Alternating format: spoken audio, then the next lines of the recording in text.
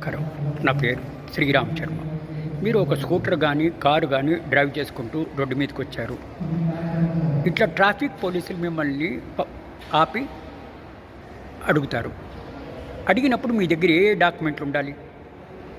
ఒకటి, vehicle registration certificate RC కంపల్సరీగా ఉండాలి. డ్రైవింగ్ లైసెన్స్ కంపల్సరీగా ఉండాలి. మోటార్ వెహికల్ యాక్ట్ను అనుసరించి ఇన్సూరెన్స్ పాలసీ, మీ బండికి ఇన్సూరెన్స్ ఉందో లేదో ఆ పాలసీ చూపించాలి.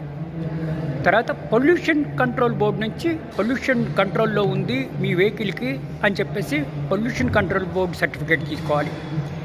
వెహికల్ ఫిట్నెస్ ఉంది, బ్రేక్ వేయంగానే పడుతోంది, బాగా ఉంది, డ్రైవ్ చేసే కెపాసిటీలో ఉంది అని చెప్పేసి వెహికల్ ఫిట్నెస్ సర్టిఫికేట్ తీసుకోవాలి.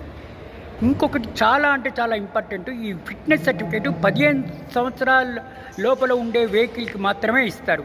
15 ఏళ్ళు దాటితే ఈ సర్టిఫికేట్ ఇవ్వరు. అది మాత్రం గుర్తుపెట్టుకోవాలి. Thank you.